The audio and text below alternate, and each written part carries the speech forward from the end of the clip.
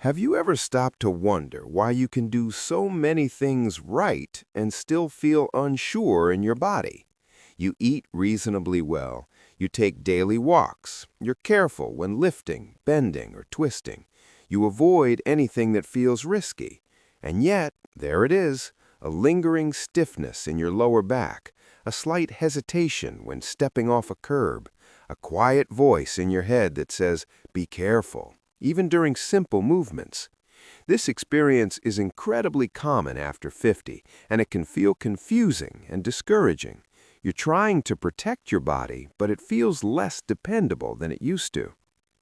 What if the issue is not that you're doing too little, but that you're missing one critical piece? There is a specific group of muscles that quietly determines how strong, stable, and confident you feel in everyday life. When these muscles weaken or fall asleep, the rest of your body has to compensate. Your back works harder than it should. Your knees absorb forces they were never designed to handle. Your balance becomes less predictable. These muscles are your glutes, and for many modern adults, they've been slowly switching off for years without anyone noticing. This is not about blame, and it is certainly not about pushing your body to extremes. Walking is excellent for your heart, circulation, and mental health, but walking alone does not keep your glutes strong, especially if most of that walking is done on flat, predictable surfaces. When glutes stop doing their job, your body does not simply adapt gracefully, it shifts the workload to places that are less suited for it. That is often where chronic back pain, knee discomfort, and instability come from. It is not inevitable aging, it is a mechanical problem, and the encouraging part is that mechanical problems can be improved. Muscle does not stop responding because of age, it stops responding when it is not asked to work. When you wake the glutes back up, you're not just strengthening one area, you're rebuilding the foundation that supports your spine, stabilizes your hips, and keeps your movements smooth and coordinated. This directly affects how easily you stand up, how steady you feel on stairs, and how confident you are moving through the world. The goal here is not appearance or athletic performance, it is functional freedom. Let's start with a movement that closely resembles real life, the step-up. Life is full of steps, even if we try to avoid them. Curbs, bus steps, porch stairs, and uneven ground all require us to lift our body weight using one leg at a time. When this becomes difficult, people naturally start avoiding stairs, which only accelerates weakness. A controlled step-up rebuilds both strength and trust in your body. Find a low step, something sturdy and stable. It doesn't need to be high. Place your whole foot on the step, making sure your heel is fully supported. Lightly hold a railing or wall if needed. Slowly press through the heel of your front foot to lift yourself up. Focus on using that leg rather than pushing off with the back foot. Then lower yourself back down slowly and with control. The lowering phase is where much of the strength and balance improvement happens. This slow control teaches your nervous system how to manage your body weight safely. Even a few repetitions per side can make a noticeable difference over time. Next, we address a common problem, the lower back taking over when the hips should be working. Many people unknowingly move their spine when they mean to move their hip. This creates strain and reinforces poor patterns. The standing glute kickback helps retrain this connection. Stand facing a counter or chair, hands resting lightly for balance. Stand tall, engage your abdominal muscles gently, and keep your torso still.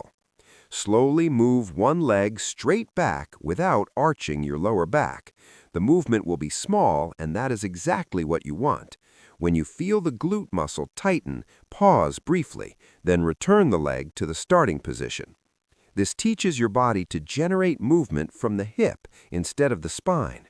Over time, this can dramatically reduce lower back discomfort because the right muscles are finally doing their job. Now we take gravity out of the picture with the glute bridge.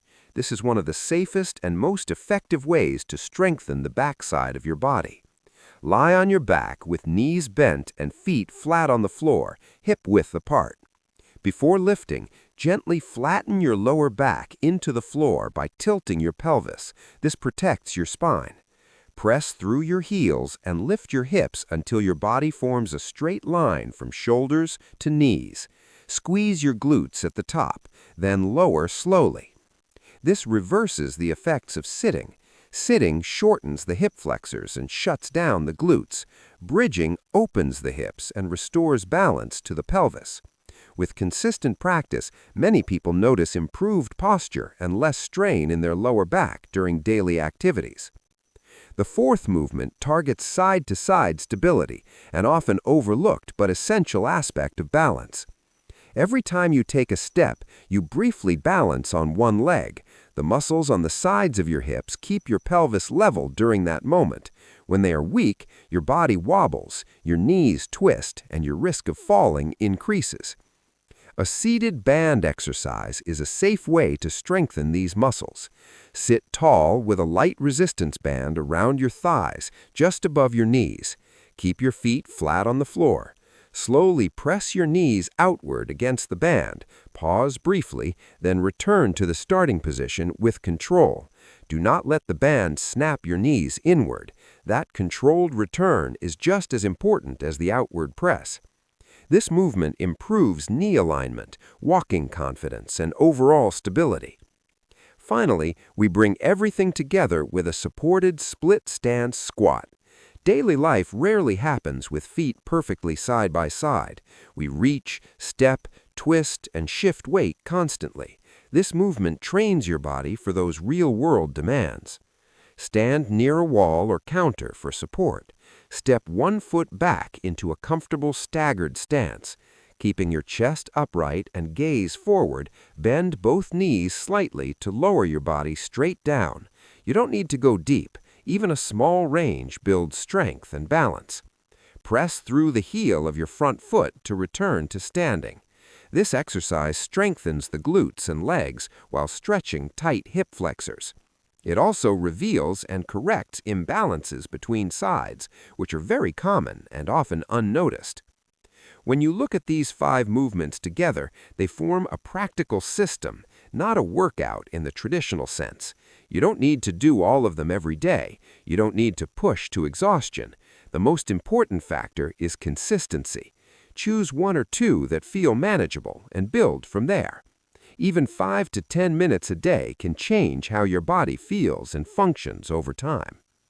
Your body is not fragile, it is adaptable. It responds to clear, respectful signals.